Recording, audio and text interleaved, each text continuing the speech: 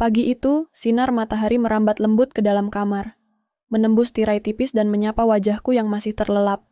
Aku menghela napas panjang, menatap foto pernikahanku yang terletak di meja samping tempat tidur. Wajah Rika, istriku, tersenyum manis dalam gaun pengantinnya, begitu sempurna, begitu bahagia. Kami baru menikah 5 bulan yang lalu, tapi rasanya seolah baru kemarin kami mengucapkan janji setia di depan altar. Aku meraih ponsel yang tergeletak di samping bantal. Tidak ada pesan dari Rika. Dia sedang keluar kota untuk urusan pekerjaan dan baru akan kembali besok. Aku menatap layar ponsel yang sunyi, berpikir bahwa pernikahan kami, meskipun baru, berjalan begitu lancar. Tidak ada masalah berarti, hanya kebahagiaan yang mengalir begitu alami. Tiba-tiba, suara ketukan pelan di pintu kamar memecah lamunanku. "Nak, sudah bangun?" Suara Bu Lilis, ibu mertuaku, terdengar lembut di balik pintu. Aku tersentak sedikit, lalu segera merapikan baju tidur yang masih menempel di tubuh. "Iya, Bu," jawabku cepat. Aku berjalan menuju pintu dan membuka sedikit untuk melihat sosok Bu Lilis yang sudah berdiri di sana, membawa nampan berisi sarapan pagi. Bu Lilis, dengan wajah anggunnya yang selalu terlihat tenang dan penuh kebijaksanaan, mengenakan daster bunga berwarna pastel yang mengalir mengikuti tubuhnya. Rambutnya yang sudah beruban dengan sempurna tergerai, menyentuh bahu, memberikan kesan elegan. Namun, pagi itu, ada sesuatu yang berbeda. Entah kenapa, aku merasa ada ketegangan di udara. "Ini, Nak, sarapan buat kamu. Semoga hari ini jadi lebih baik," katanya sambil meletakkan nampan berisi nasi goreng di atas tempat tidurku. Aku mengangguk, berusaha tersenyum, tetapi hatiku sedikit cemas. Saat tangannya meletakkan nampan itu, jari-jarinya tanpa sengaja menyentuh tanganku. Seperti ada aliran listrik kecil yang mengalir dari sentuhan itu. Aku tersentak dan segera menarik tanganku, berusaha tidak memperlihatkan kegugupan di wajahku. "Terima kasih, Bu," kataku, berusaha mengalihkan perhatian. "Rika sering sekali keluar kota ya?" "Kamu pasti merasa kesepian, Nak," ujar Bu Lilis, duduk di tepi kasur sambil memandangku.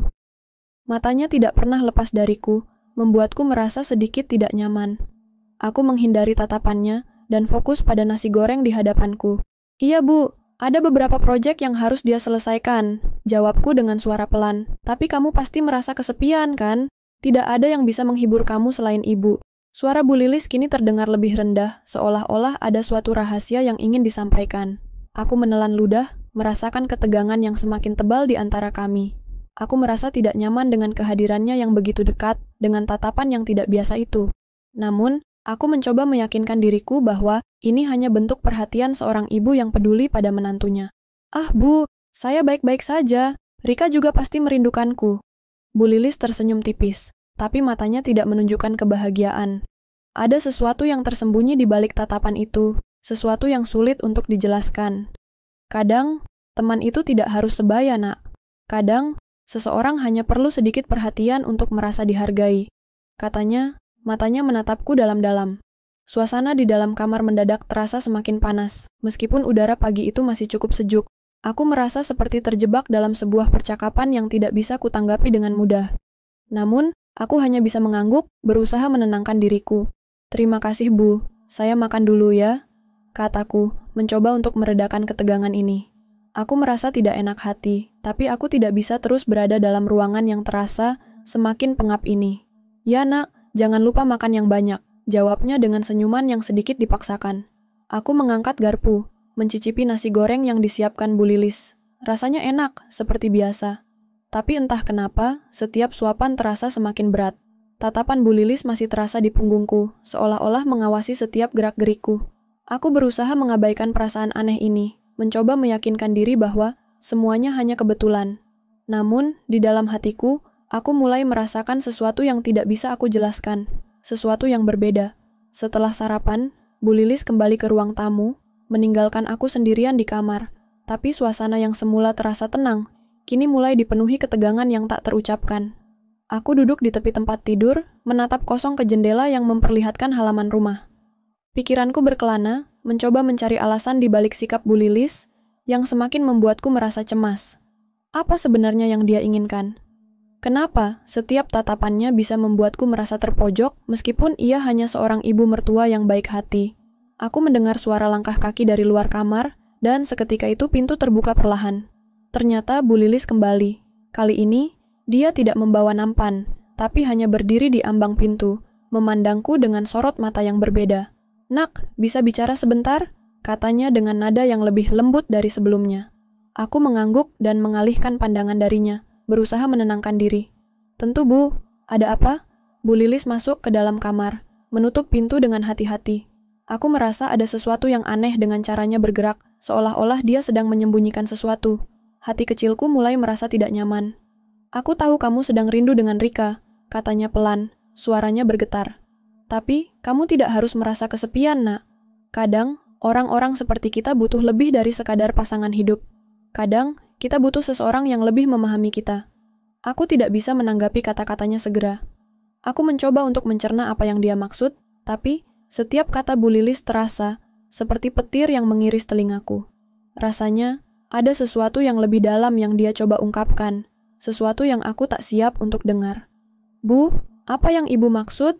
tanyaku hati-hati. Bu Lilis tersenyum tipis, senyum yang tidak aku kenal sebelumnya. Matanya yang biasa tenang kini terlihat sedikit lebih tajam, lebih penuh makna. Dia melangkah mendekat, dan meskipun aku merasa harus mundur, tubuhku terasa kaku, tidak bisa bergerak. "Terkadang, aku merasa kamu terlalu kesepian, Nak," katanya. Nadanya semakin rendah, penuh dengan sesuatu yang sulit diungkapkan. "Aku di sini selalu ada untuk kamu. Aku bisa memahami kamu lebih dari siapapun. Kamu tahu, hubungan seperti ini antara ibu dan menantu bisa jadi lebih dari sekadar kebetulan." Kata-katanya seperti memukul jantungku, membuat detak jantungku semakin kencang. Aku mencoba untuk mengabaikan perasaan aneh yang merayapi tubuhku. "Bu, jangan terlalu berlebihan. Saya hanya merasa sedikit kesepian. Itu saja." Bu Lilis duduk di tepi tempat tidur, sangat dekat denganku. Nafasnya bisa kurasakan begitu dekat, dan aku merasa tubuhku semakin tegang. Suasana di dalam ruangan semakin berat. "Aku tahu, Nak. Aku bisa mengerti, lebih dari siapapun," ujarnya. Suara itu sekarang seolah menenangkan, tetapi juga memberi perasaan tidak nyaman yang luar biasa. "Bu, tolong jangan seperti ini," kataku, berusaha menjaga jarak emosional. "Kita tidak perlu berbicara seperti ini. Rika akan kembali besok dan semuanya akan baik-baik saja." Namun, Bu Lilis tidak menjawab. Dia hanya tersenyum lagi, senyum yang penuh arti. Kemudian, dengan gerakan yang sangat pelan, dia meraih tanganku. Sentuhannya lembut, namun entah kenapa aku merasa itu lebih dari sekadar sentuhan biasa. Tangannya yang hangat itu menempel di kulitku, dan aku tidak bisa menghindari kenyataan bahwa aku merasa terperangkap. Aku menarik tanganku dengan cepat, mencoba untuk tidak memberi ruang bagi perasaan itu berkembang. "Bu, tolong. Ini salah," kataku, suaraku sedikit serak. "Tidak ada yang salah, Nak," katanya dengan suara penuh percaya diri. "Kadang kita hanya perlu keberanian untuk mengakui apa yang sebenarnya kita rasakan. Kamu pasti tahu itu." Aku merasa tubuhku mulai gemetar. Otakku seakan berhenti berpikir. Rasanya aku ingin berlari keluar dari kamar ini, tetapi kakinya seperti tertanam di lantai. Bu Lilis mengelus rambutku dengan lembut, dan aku merasa seolah-olah aku telah berada dalam perangkap yang sulit untuk keluar. Tiba-tiba, ada suara ketukan keras di pintu. Aku terkejut, dan Bu Lilis juga terlihat kaget. Pintu terbuka dengan cepat, dan di ambang pintu berdiri Rika, istriku, dengan tas kerja di tangan. Aku terdiam, tubuhku kaku, dan detak jantungku semakin keras. Rika memandang kami berdua dengan tatapan yang sulit dibaca. "Apa yang kalian lakukan di sini?" tanya Rika. Suaranya tegas, meskipun aku bisa melihat ekspresi bingung dan cemas di wajahnya. Aku berusaha untuk menjelaskan, tetapi kata-kata seolah mati di bibirku. Bu Lilis dan aku saling berpandangan, dan aku bisa merasakan ketegangan yang begitu tebal. "Rika, ini bukan seperti yang kamu pikirkan," jawabku, mencoba untuk menenangkan situasi yang mulai terasa semakin kacau. Rika hanya berdiri di ambang pintu, menatap kami berdua dengan tatapan tajam. "Aku pikir aku sudah cukup jelas. Tidak ada yang perlu dijelaskan lagi," katanya dingin. "Aku akan pergi dulu." Dengan langkah cepat, Rika berbalik dan meninggalkan ruangan, meninggalkan aku dan Bu Lilis, yang masih terdiam di tempat. Suasana seakan terhenti, dan aku merasakan hati yang hancur perlahan di dalam dada. Pikiran aku berputar-putar, berusaha mencari jalan keluar dari kekacauan yang baru saja terjadi. Tapi satu hal yang jelas, semuanya telah berubah. Rasanya, aku tidak akan pernah bisa kembali ke keadaan semula. Pintu kamar tertutup dengan suara yang berat. Rika sudah pergi, dan aku hanya bisa berdiri terpaku. Mataku menatap ke arah pintu yang tertutup rapat. Di luar, suara hujan mulai terdengar, membasahi tanah yang tampak gelap. Hati aku semakin berat, berdebar tak teratur, dan tubuhku terasa kaku seperti batu. Suara desiran angin seakan berbisik, menambah kesunyian yang mencekam di dalam rumah ini. Bu Lilis masih duduk di tepi tempat tidur. Matanya tetap tajam, menilai setiap gerakanku.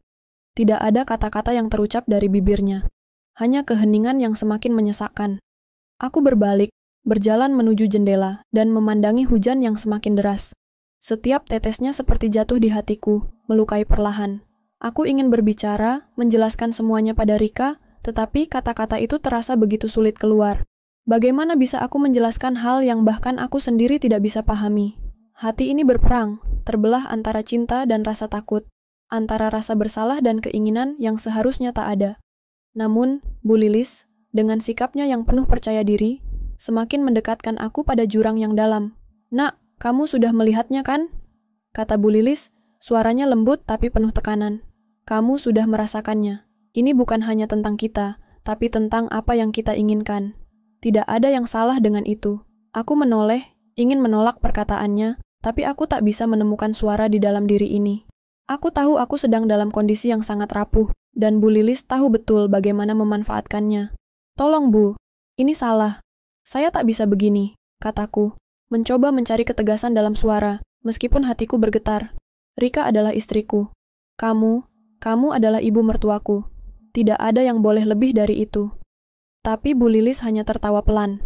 Tawa itu terasa aneh, tidak seperti tawa seorang ibu mertua yang biasa, melainkan lebih seperti senyum kemenangan yang penuh makna tersembunyi.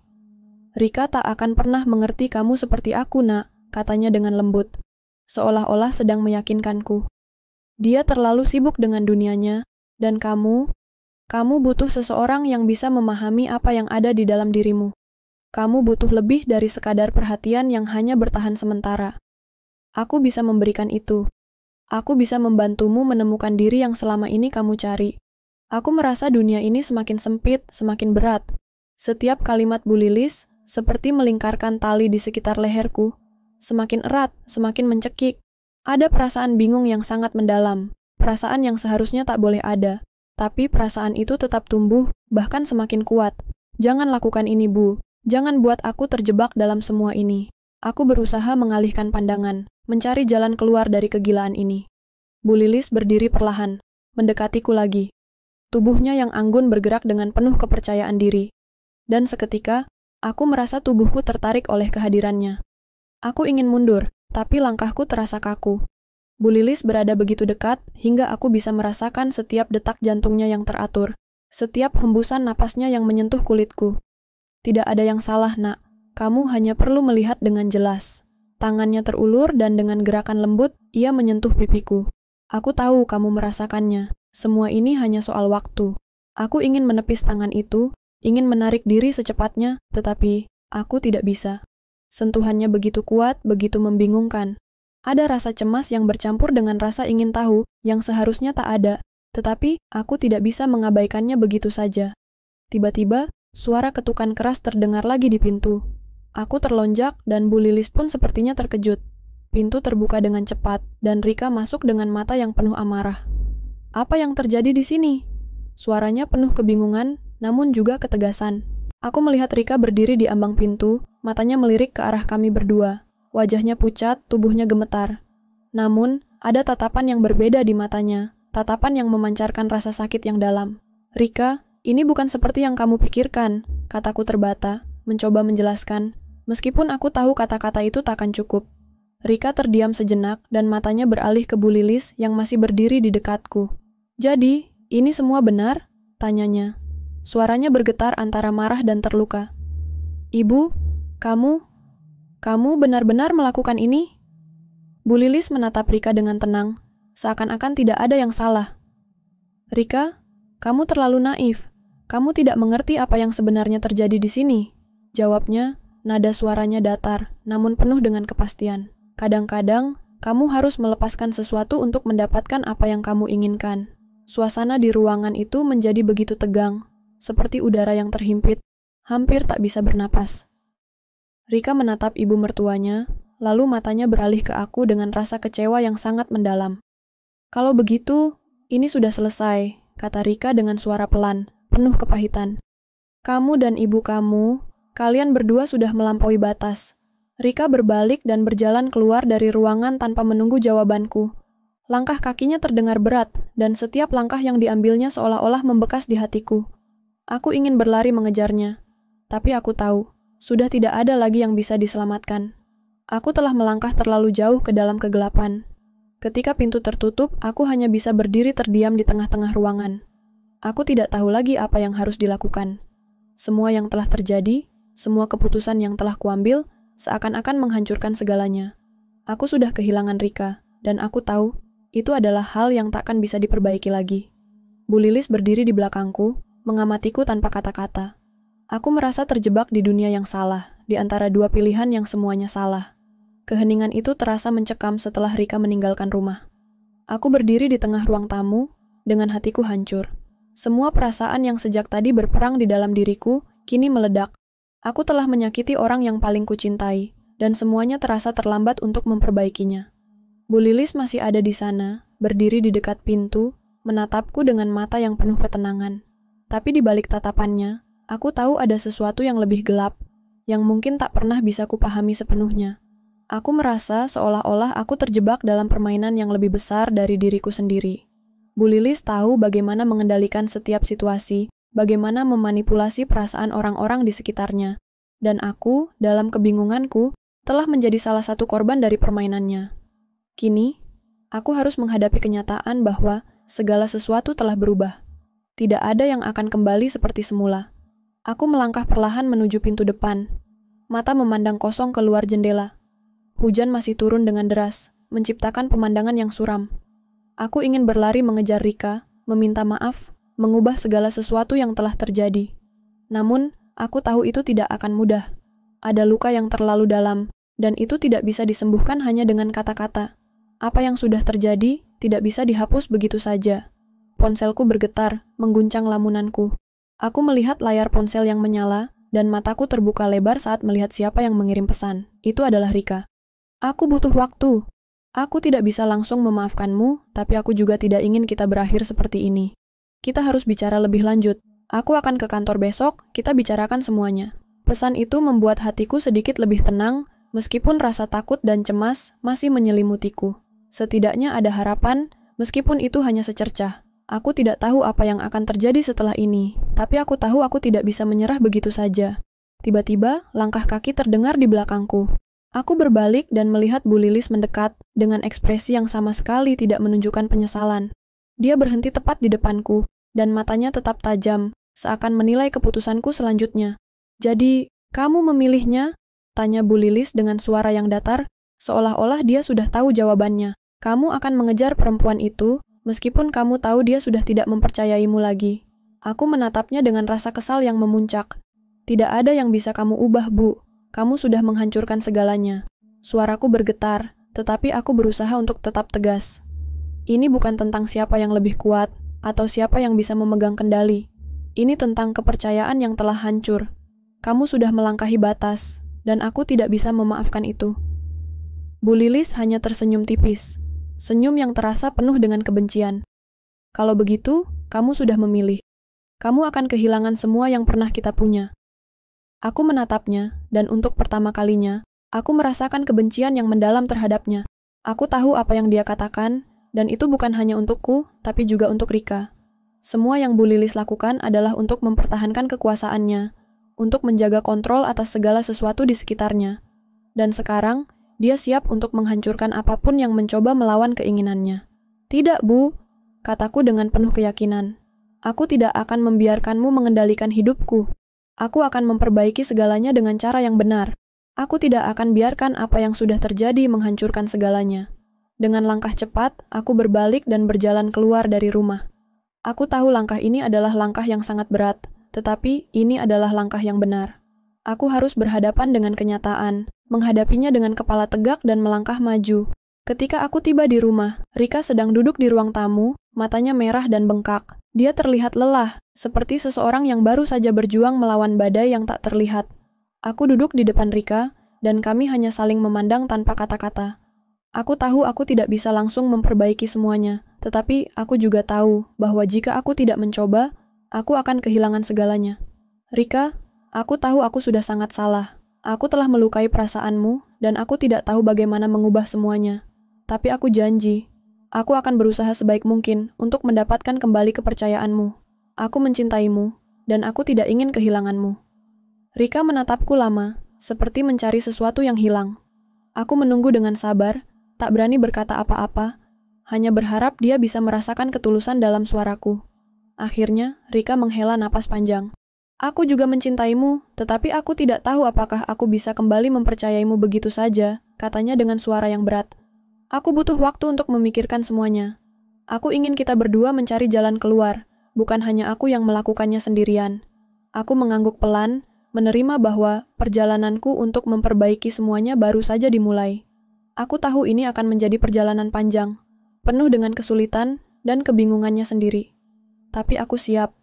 Jika aku benar-benar ingin mempertahankan apa yang telah kami bangun, aku harus berjuang, meskipun jalan itu tidak mudah. Beberapa bulan berlalu, dan meskipun hubungan kami tidak kembali seperti semula, ada perbaikan yang mulai terjadi. Rika dan aku mulai berbicara lebih banyak, saling memahami, dan bekerja untuk membangun kembali kepercayaan yang telah hancur. Bu Lilis, di sisi lain, tetap menjadi bagian dari masa lalu kami yang tidak bisa dihindari, tetapi kami berdua tahu bahwa tidak ada yang bisa menghancurkan kami jika kami tetap berdiri bersama. Pernikahan kami, meskipun diuji, tetap bertahan. Kami mulai menemukan kembali kebahagiaan kecil yang dulu sempat hilang. Dan aku tahu, meskipun segalanya belum sempurna, kami sedang berjalan menuju pemulihan, satu langkah demi satu langkah. Kehidupan tidak selalu tentang apa yang kita inginkan, tapi bagaimana kita menghadapi apa yang datang. Dan aku, Rika dan Bu Lilis, kini mengerti bahwa perjalanan kami tidak berakhir di sini. Ada banyak hal yang masih harus diperbaiki, tapi yang terpenting adalah kami memilih untuk terus berjuang, meskipun itu berarti menghadapi kenyataan yang pahit. Akhirnya, keadilan datang bukan dalam bentuk pembalasan, tetapi dalam kebebasan yang kami pilih untuk dikejar, meskipun harus melalui jalan yang berliku dan penuh tantangan. Aku tahu apa yang dia katakan, dan itu bukan hanya untukku, tapi juga untuk Rika. Semua yang Bu Lilis lakukan adalah untuk mempertahankan kekuasaannya, untuk menjaga kontrol atas segala sesuatu di sekitarnya. Dan sekarang, dia siap untuk menghancurkan apapun yang mencoba melawan keinginannya. Tidak, Bu, kataku dengan penuh keyakinan. Aku tidak akan membiarkanmu mengendalikan hidupku. Aku akan memperbaiki segalanya dengan cara yang benar. Aku tidak akan biarkan apa yang sudah terjadi menghancurkan segalanya. Dengan langkah cepat, aku berbalik dan berjalan keluar dari rumah. Aku tahu langkah ini adalah langkah yang sangat berat, tetapi ini adalah langkah yang benar.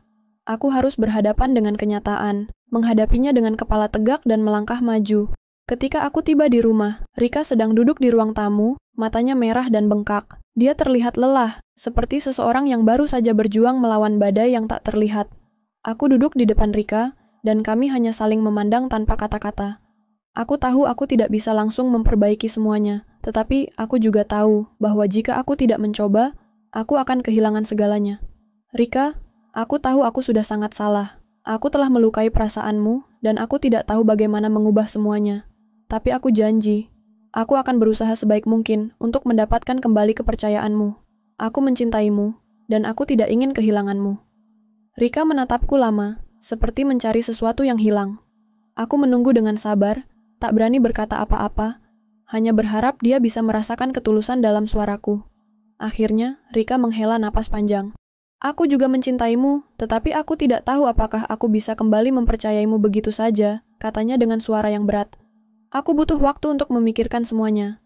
Aku ingin kita berdua mencari jalan keluar, bukan hanya aku yang melakukannya sendirian. Aku mengangguk pelan, menerima bahwa perjalananku untuk memperbaiki semuanya baru saja dimulai. Aku tahu ini akan menjadi perjalanan panjang, penuh dengan kesulitan dan kebingungannya sendiri. Tapi aku siap. Jika aku benar-benar ingin mempertahankan apa yang telah kami bangun, aku harus berjuang, meskipun jalan itu tidak mudah.